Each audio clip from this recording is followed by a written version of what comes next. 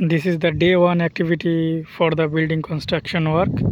So first day we are doing the building setting out. With the surveyor is doing the job. First we are marking the grid line. This is the one direction grid line, like A B C D one grid, one axis, and this is the other axis grid line. You can see we mark like 1 2 3 4 5 6 both axis we mark here. This is the first activity. We can call is a building setting out. And after the marking the both direction grid line,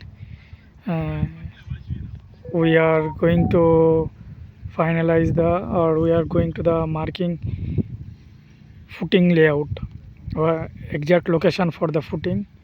We are marking that footing edge or footing corner for the excavation. So this is the first activity for start any building construction work or any construction work.